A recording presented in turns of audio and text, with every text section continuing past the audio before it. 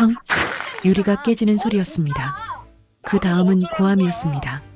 그 다음은 문이 세게 닫히는 소리. 그 다음은 또 고함. 6살 하은이는 이불을 머리끝까지 뒤집어 쓰고 두 손을 꼭 맞잡았습니다. 무서웠습니다. 너무 무서웠습니다. 하지만 울지 않았습니다. 이미 울 만큼 울어서 눈물도 안 나왔습니다. 그 대신 입술을 달싹했습니다. 하나님, 우리 엄마 아빠 싸우지 않게 해주세요. 제발요. 이것이 하은이의 기도였습니다. 매일 밤 혼자 이불 속에서 드리는 기도였습니다. 아직 7살도 안 된 아이가 이 집에서 가장 간절한 사람이었습니다. 처음부터 이랬던 건 아니었습니다. 준혁과 수지는 한때 정말 좋은 부부였습니다.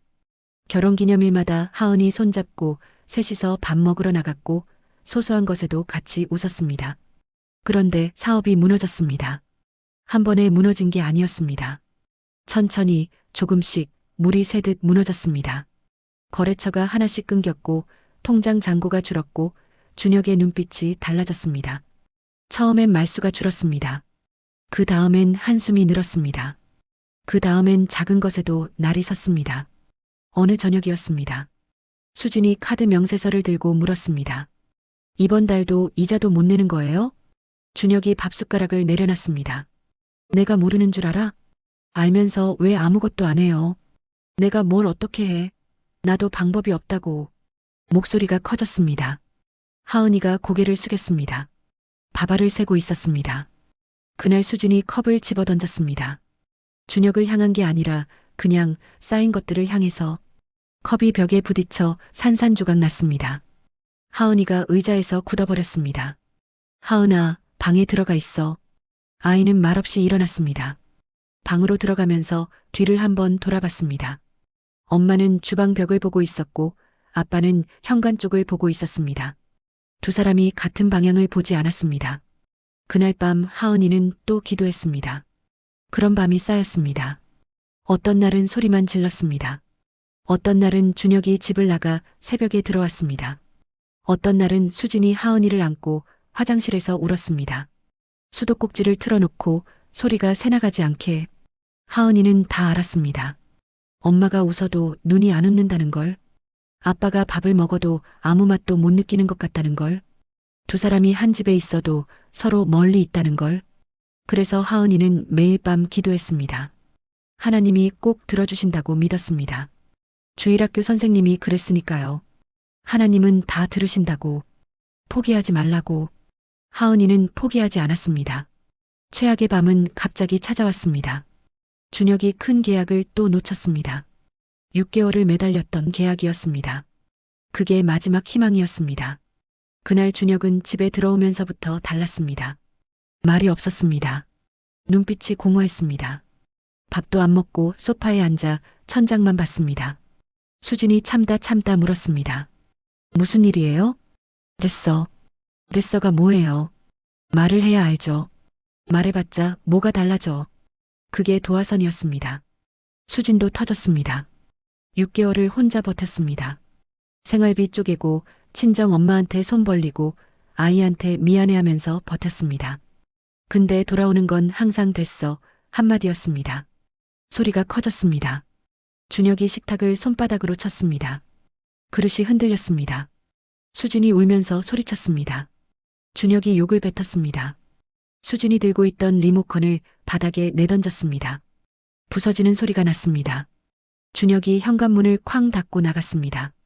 집안이 조용해졌습니다. 수진이 주저앉아 울었습니다. 하은이 방문이 조용히 열렸습니다. 하은이가 나왔습니다. 잠옷 차림으로 눈이 빨개진 채로 엄마 옆에 아무 말 없이 앉았습니다. 그리고 엄마 손을 잡았습니다. 수진이 그 손을 보고 더 크게 울었습니다. 엄마 미안해. 하은아, 엄마 미안해. 하은이가 말했습니다. 괜찮아. 하나님한테 기도할게. 수진은 그 말에 아무 대답도 못했습니다. 6살짜리가 엄마를 위로하고 있었습니다. 그게 너무 미안해서, 너무 고마워서 더 울었습니다. 새벽 2시 준혁이 들어왔습니다. 거실에 불이 켜져 있었습니다. 수진이 소파에서 잠들어 있었습니다. 그 옆에 하은이도 엄마 손을 잡은 채 잠들어 있었습니다. 준혁은 그 자리에 굳었습니다. 아이 손이 엄마 손을 놓지 않고 있었습니다. 자면서도요. 준혁은 그날 밤 한숨도 못 잤습니다. 며칠 후 식탁 위에 서류가 놓였습니다. 이혼 협의서였습니다. 수진이 꺼냈습니다. 더 이상 이렇게는 못 살겠다고 했습니다. 목소리가 갈라졌습니다. 울면서 하는 말이 아니라 울음도 안 나올 만큼 지쳐서 하는 말이었습니다. 준혁은 그 서류를 오래 내려다봤습니다. 부정할 수가 없었습니다. 반박할 수가 없었습니다. 그때 복도에서 작은 발소리가 들렸습니다. 잠옷 차림의 하은이었습니다. 자다 깨어나온 것이었습니다. 서류가 뭔지는 몰랐습니다. 그냥 엄마 아빠 표정이 이상했습니다. 엄마 아빠 왜 그래? 아무도 대답하지 못했습니다. 아빠가 하은이를 다시 방에 데려갔습니다. 침대에 눕히고 일어서려는데 하은이가 아빠의 손을 잡았습니다. 꽤 세게 잡았습니다. 아빠, 나 하나님한테 기도했어. 준혁이 멈췄습니다. 뭐라고? 엄마 아빠 사이좋게 해달라고 매일 기도했어. 하나님이 꼭 들어주신대. 준혁은 아무 말도 할 수 없었습니다. 며칠 전 새벽이 떠올랐습니다. 소파에서 잠든 수진의 손을 잠든 채로도 놓지 않던 이 아이가 그때도 기도하다 잠들었던 걸까? 그 전날 밤도, 그 전전날 밤도 매일 이 아이가 매일 기도했다는 말이 가슴 깊은 곳에 박혔습니다. 소리 지르고 물건 던지는 동안 이 아이는 혼자 이불 속에서 무릎을 꿇고 있었다는 게 아빠도 같이 기도할래? 같이 하면 더 잘 들어주신대. 눈물이 차올랐습니다. 준혁은 고개를 돌렸습니다. 남자라서가 아니라 이 아이한테 너무 미안해서였습니다. 이렇게 작은 아이가 이렇게 오래 혼자 버텨왔다는 게 문 밖에 서 있던 수진이 그 말을 들었습니다. 벽에 등을 기댄 채 천천히 주저앉았습니다. 두 손으로 얼굴을 감쌌습니다. 소리도 안 나왔습니다. 그냥 눈물이 손가락 사이로 흘렀습니다. 변호사도 상담사도 어떤 말도 못했던 것을 6살짜리가 해냈습니다. 그날 밤 셋이서 처음으로 함께 무릎을 꿇었습니다. 하은이가 먼저 시작했습니다. 하나님, 오늘 엄마 아빠랑 같이 기도해요. 우리 가족 지켜주세요. 엄마 아빠 사이좋게 해주세요. 감사합니다. 짧은 침묵이 흘렀습니다. 하은이가 아빠를 올려다봤습니다. 아빠도 해봐. 준혁은 오랫동안 눈을 감고 있었습니다. 숨을 한번 크게 들이쉬었습니다. 그리고 생전 처음으로 입을 열었습니다. 하나님, 저는 기도를 모릅니다. 근데 제 딸이 이렇게 기도하는 걸 봤습니다. 저 좀 도와주십시오. 수진이 소리 없이 울었습니다. 그것이 이 가정의 첫 번째 기도였습니다. 짧고 서툴고 온통 눈물이었습니다. 하지만 하나님은 그 기도를 가장 귀하게 들으셨습니다. 그 후로 조금씩 달라졌습니다. 아주 작은 것들부터였습니다. 준혁이 퇴근길에 수진이 좋아하는 귤을 사왔습니다. 수진이 먼저 밥 먹었어요? 하고 물었습니다.